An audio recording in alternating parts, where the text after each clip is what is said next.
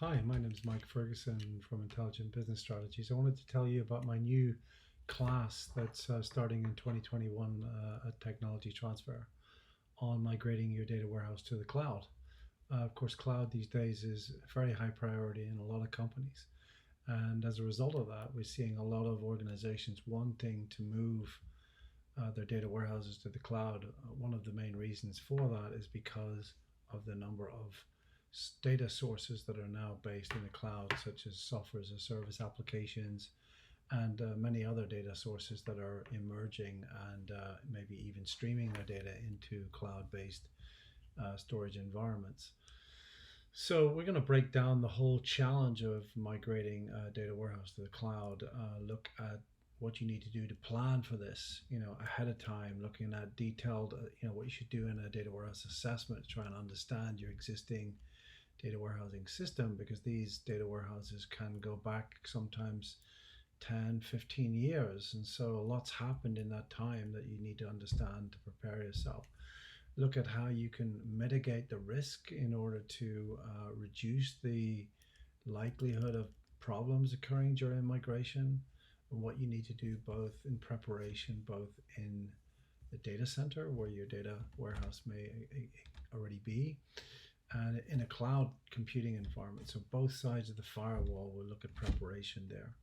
Having done that, we're going to break it down and go into specific areas of data warehouse migration. For example, we're going to go look at schema migration and understanding the challenges there, such as database object differences. You may have table spaces in one place but not in another. If you're changing your database, are you going to change your database? What order should you do this in? Should you migrate your data warehouse and your data marts at the same time? Should you migrate just the data marts? How should you do this? And what aspects of schema would be a problem? We're going to look at table differences. We'll look at data type differences and how you handle those. If you're moving to a different database management system, or even to a cloud version of your existing database management system, we're going to look at both of those. And then we're going to look at other artifacts in a data warehouse. Indexes, for example, will be part of that. Having looked at schema, we'll then move on and look at the whole aspect of migrating your data and your ETL processing and your loading to the cloud, and how that would work. We'll look at what you need to do with regards to unloading your data in a data center, with regards to moving the data to a cloud-based environment, and what the options are there, and when you should use what option. So we'll look at everything from bulk data movement for very large volumes of data to smaller data movement approaches, examining the different aspects of that, and then also how you would load data into your cloud data warehousing environment from cloud storage, for example, and what are the techniques and approaches to doing that, and how would they may differ from your data center loading environment. So we'll look at the differences there and the performance implications around all of these aspects in terms of moving your data. Having done all of that, we'll then dip into the whole area of security and operation migration, data warehouse operation migration. So on the security side, we'll look at users and user groups and roles and privileges, and what are the privilege differences if you're moving to a different database in the cloud, and how would you deal with all those issues and get your users and your user groups over into that environment. And what about all your approaches to doing things like gathering statistics, for example, for your optimization? How does that work in the cloud, or do you need to do it at all? We'll look at backups and recoveries and high availability options in the cloud, and what to plan for there.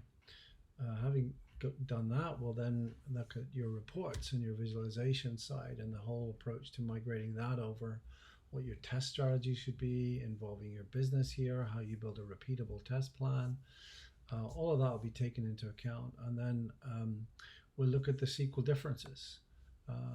and how do you deal with SQL differences, whether those are SQL functions, for example, which could differ significantly if you're changing databases.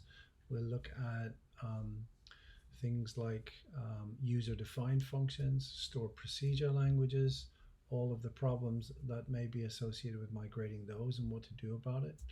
We'll look at how you test all of that in your cloud-based environment.